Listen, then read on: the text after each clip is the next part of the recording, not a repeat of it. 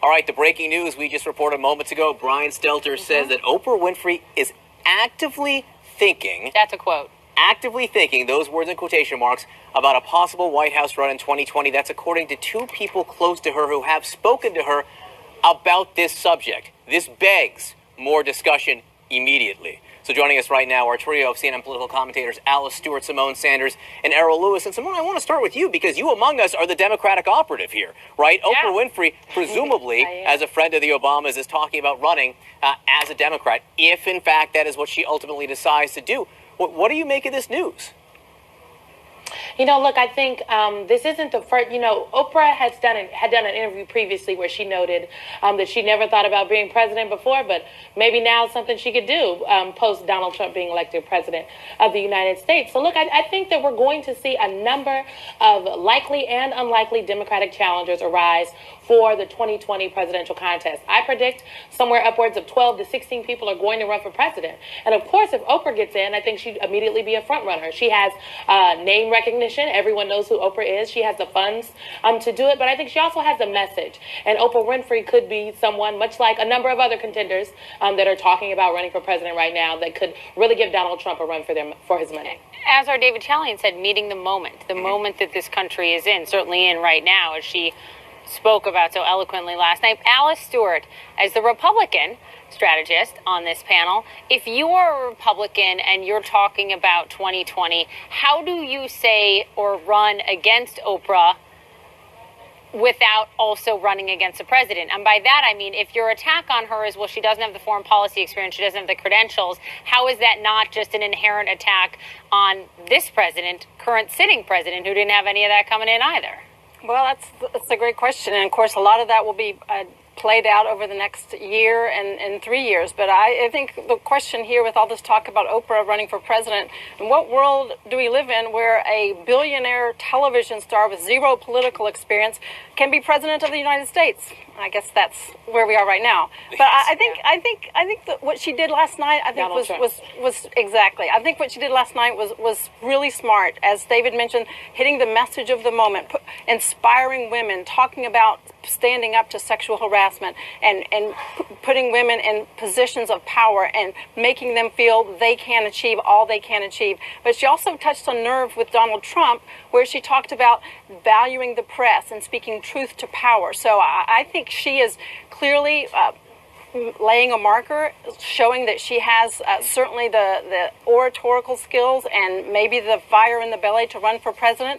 But it will be interesting to see if and when she starts rolling out policies and where she stands on the issues. And that will be the true test for how a Republican would campaign against her and possibly against Donald Trump if that were to be the case. Look, you know, and as one of the smartest political minds just texting me right now, you know, thinking about it and thinking about it could be two different things. Like, there's a lot of people who've thought about being president. How seriously has she thought about it? Is she thinking about it right now? And was she thinking about it when she wrote that speech last night? If those two things, the answer to those two things are yes, it paints it in a whole different light. And Errol, to you, though, Stedman, you know, her companion for a long, long time, the statement that he made that it's up to the people and that she would absolutely do it, David Axelrod noted, and I want to read this to you, don't know if he meant to fire it or whether Oprah knew he would, but Stedman kind of launched a bombshell there. I mean, he did. I mean, you know, look, if he wanted to knock it down, he could have, and he certainly did. Well, that's right. And look, and as a bombshell, it's actually accurate. The reality is, it is we, the people, who will decide whether or not this is viable. It's not so much what Oprah wants to do. It's what do we, the American people, want to do. What does the voting public want to do? I hate to throw cold water on this, however, and I would point out that while Donald Trump was, in fact, a businessman with no political experience, his business radically intersected with the world of government. When you're talking about permits and you're talking about casino licenses and you're talking about all the different things that he did in business, it really got him in contact with government in a way that's really not true for Oprah's entertainment empire. You can look back through the record and you see that Donald Trump wrote, or at least put his name on, a string of books throughout the 2000s about what he would do if he were president. Right. You know, he's not doing those things, but at least there was a discussion going on. We don't know what she would do. You look at Oprah's, it's mostly personal inspiration, very interesting kind of stuff. And I guess I'd say finally, if you're going to vet her, and Simone Sanders and other professionals know exactly what has to happen now, somebody's going to have to do a lot of viewing of lots of shows, going all the way back to her days when she was a talk show host in Chicago, and try and figure out where there might be vulnerabilities or possibilities. What do you think, Simone, just last beat on this says about the Democratic Party right now and options for 2020? And if there is a hole or a vacuum that, seriously, about the party, that name someone who would beat Oprah. I'm not gonna take the bait on that one. Yeah, but what I will say is, look, clearly, the Democratic Party has been going through an identity shift, if you will, and trying to find out, who we are in this moment. And we've had really great moments in Virginia and Alabama. And I think as we go ahead and folks start to talk more about 2020, more contenders will emerge. But I just like to caution everyone that we have midterms before us. And in 2006, President Obama did over 36, then Senator Obama did over 36 appearances on behalf of other Democrats. So I just want folks to watch who's going out on the campaign trail in obscure places everywhere all over this country, who is most requested. That is someone that you need to watch for 2020. If Oprah Winfrey steps anywhere near Iowa, by the way, like stop the press media. All right, Alice Stewart, to you. We heard from a lot of Republicans, a parade of White House allies out this weekend telling everyone how smart the president is, how stable the president is. Was this an effective effort, A, or B, was it in fact counterproductive? I think they obviously had to do that. That is so much of what's being discussed on the talk shows and in the papers and on the news. Look, I think talk of questioning his stability and his mental health, I think, is extremely inappropriate. Look, I think many people can agree that President Trump is insulting, that he is erratic, he flies off the seat of his pants on many occasions. But to say that he has some mental issues or is not stable, I think is completely inappropriate. I think it was right for the White House and others to push back on that, and even the president to do so. But the reality is, while all of this talk is going on, people back home are looking at the fact the stock market is up, unemployment is down, and ISIS has been defeated. Those are the kind of things that, as I travel around, that they are resonating with, not what people inside the bubble are talking about. I sort of think Stephen Miller could have come on this network and spent 15 minutes talking about those, accomplishments rather than just going on a soliloquy about how Donald Trump writes these speeches 20 minutes before he lands, et cetera, et cetera. I mean, Which is called politics, by the way. Yeah, okay. I hear that.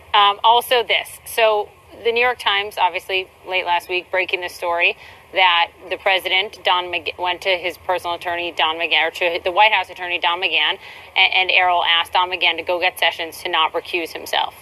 Now, the president answered questions for the first time about that this weekend. Here's the exchange. President, did you ask the White House counsel to ask Attorney General Sessions not to recuse himself from the Russia investigation? 100% proper. The story, by the way, in the Times was way off, or at least off. Yeah, way off, at least That sounds like a yes. Well, I read it's that as certainly a not yes. a no way, no how didn't happen. That's significant? right. That's right. Well, I mean, it is significant. It's significant, as always, when it comes to Russia, that the president won't do what most of us assume somebody who really thinks that this is completely off base and a witch hunt would do, which is just let it proceed and then let the facts speak for themselves and then possibly refute it at the end. Every step along the way, and apparently it was earlier than we even knew, he has interfered. He has tried to step in, and he's not even denying it in this case, that he has tried to stop this from going forward from the very beginning. It doesn't prove that there's anything wrong, but these are not the actions of somebody with nothing to hide. Fascinating. All right, Alice, Simone, Errol, thank you all for being with us. Be sure to watch tonight, Don Lemon, CNN Tonight. He will speak one-on-one, live with Michael Wolff, the author of Fire and Fury. You won't want to miss that. Still ahead, the Oprah news just breaking. What are Democrats in Congress thinking? We're about to find out. We're not saying Congressman. Does he want to be the first one to endorse Oprah Winfrey for president? There you go.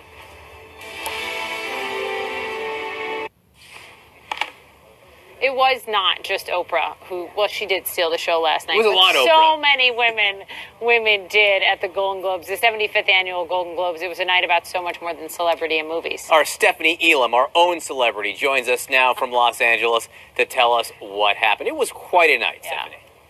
It was. I mean, obviously there's a lot of talk about everything that you guys have already been talking about. A lot about Oprah, a lot about everyone wearing black and the Me Too movement. But there were also some awards. And since that's the part we haven't talked about, I will go into that a bit. Let's talk about, first of all, The Marvelous Mrs. Maisel. That's a show on Amazon that maybe a lot of people don't know so much about. But it was a show I'm told is addictive. Those were words that were used for me. Well, that's the show that went ahead to win for comedy. And also its star, Rachel Brosnahan, also winning for her role on that show as well. You have The Handmaid's Tale winning for drama. Obviously, a lot of people feeling like that is a timely show because of the way it's discussing what could happen in the future, perhaps. Also, Lady Bird. This movie here also a big win for the fact that it won for the film. It also won for just the star of the movie as well. All of that showing that there was a lot of female-driven roles that were being very, very well received during the night. And then the movie that won for Best Picture, Three Billboards Outside of Ebbing, Missouri won. And you also saw Frances McDormand win for her role in that movie as well. So all of that playing into the night last night. And then there were some firsts as well. You got to take a look at Sterling K. Brown. He is the first black actor to win for a drama role on TV. His speech also giving a nod to that. And in Aziz Ansari, the first Asian man to win for his role there on Master of None, show that he created as well. So you did see some firsts there last night at the Golden Globes, but a lot of it definitely people are paying attention to the fact that Oprah's speech really had the whole room electrified, no doubt. Steph, I mean, you were there. What was it like? What was the energy like on the red carpet? We saw all the black, but what was it like to be there, and what did you feel? Well, you know, that's the thing. You might think that it might have had a more dour energy level on the red carpet, but that's not the case at all. I have to tell you, though, I didn't see one major star who didn't have on predominantly black. It seemed to be a real shift, and I was asking stars about that, asking them if this was a real change, and several of them did say that they do believe that this is a change, that this is something that has changed now in these post-Harvey Weinstein days, that Hollywood is changing, and this, in fact, will show that it's across other industries as well, and so they're hoping that this really is a turning point. Wasn't she Claire Foy? I think we're looking at the actress from The Crown right there, which is a terrific show. And that Amazon show I had not heard of until last night, but now I'm going to binge watch because, as you said, Stephanie. Have you seen it? No, but people are talking about that as well. People are talking about it. It's a big hit. Yes, people love it. I think more people will watch it now.